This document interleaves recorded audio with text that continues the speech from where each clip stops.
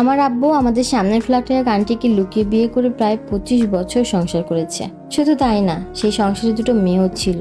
সবচেয়ে ভয়ের বিষয় কি জানেন? আম্মু সব জানতো, তবুও কখনো ঝগড়া করেনি, কাউকে কিছুই বুঝতে দেয়নি। কিন্তু আম্মুর 50তম জন্মদিনে সে এমন একটা কাজ করেছিল যেটার পর আমাদের পুরো পরিবারটাই বদলে গিয়েছিল। আমার নাম অনামিকা, বয়স 27, ঢাকার একটা বড় ল ফার্মে কাজ করি। আম্মু রোকেয়া বেগম, বাংলার শিক্ষিকা, আর আব্বু আব্দুল মতিন, সরকারি চাকরিজীবী। বাইরে থেকে ভীষণ সম্মানিত মানুষ। তাকে ভদ্র, দয়ালু, পরোপকারী বলেই সবাই চিনত। কিন্তু আমি ছোটবেলা থেকেই বুঝতাম আমাদের বাসার ভিতরে কিছু একটা অদ্ভুত নীরবতা আছে। আমার যখন 10 বছর বয়স, তখন প্রথম আব্বু আর আম্মু আলাদা রুমে ঘুমানো শুরু করে। আমি ছোট ছিলাম, তাই কারণ বুঝিনি। জিজ্ঞেস করলে আম্মু হেসে বলতো, তোর আব্বুর নাক ডাকার অভ্যাস হয়েছে, আমি ঘুমাতে পারি না। তখন বিশ্বাস করতাম। এখন বুঝি ওটা ছিল সুন্দর একটা মিথ্যা কথা।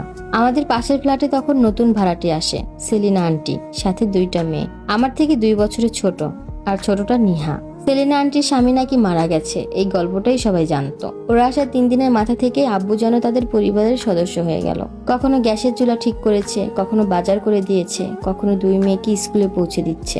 পাড়া প্রতিবেশীরা বলতো, মতিন সাহেবের মতো ভালো মানুষ এখন আর হয় না।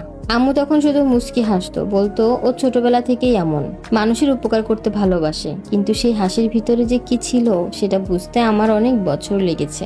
নীলা যখন কলেজে উঠলো, আব্বু তাকে একটা দামি ল্যাপটপ কিনে দিল।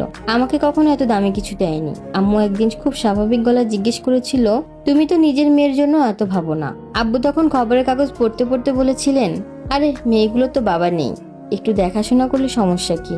কথাটা এমন ভাবে বলেছিল যেন পৃথিবীর সবচেয়ে স্বাভাবিক ব্যাপার। আম্মু আর কিছুই বলেনি।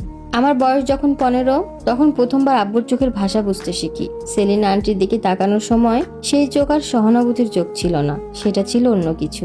সেদিন খুব ইচ্ছে করছিল আম্মুকে বলি, কিন্তু পারিনি, ভয় লেগেছিল যদি ভেঙে পড়ে। এখন বুঝি আম্মু অনেক আগে থেকেই সব বুঝে গিয়েছিল। নীলার 18তম জন্মদিনে আব্বু তাকে একটা সোনার চেইন উপহার দিল। আম্মু সেটা আলমারিতে দেখে খুব শান্তভাবে জিজ্ঞেস করেছিল, কত দাম? আব্বু 1 সেকেন্ডও দেরি না করে বলেছিল, অফিসে এক কলিগের জন্য কিনেছি। আম্মু শুধু মাথা নেড়েছিল, কিচ্ছু বলেনি।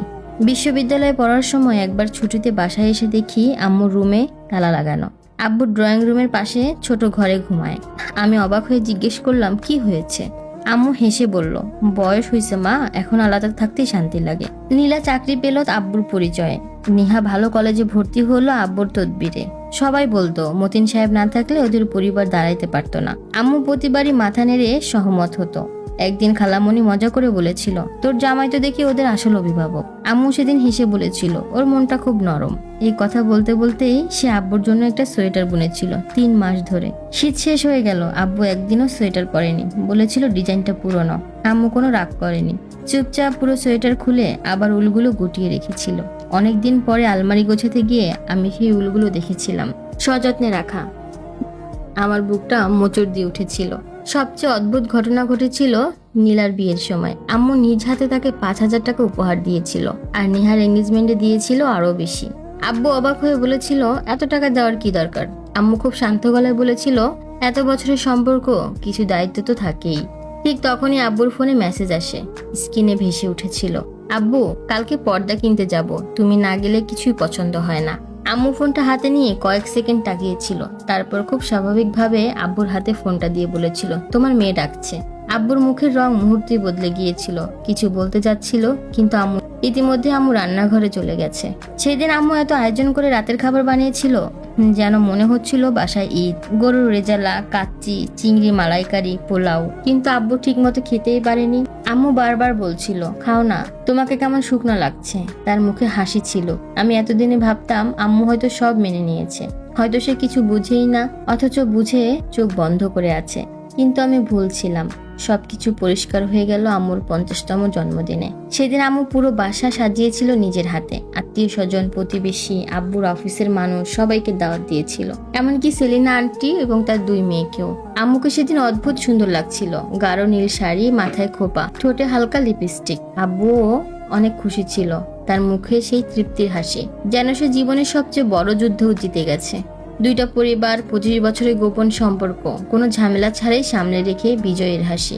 কিন্তু সে জানতো না আম্মু সেদিন এত সুন্দর করে সব সাজিয়েছে শুধু একটা মুহূর্তের জন্য, যেটার পরে আমাদের জীবনে আর কিছুই আগের মতো থাকেনি।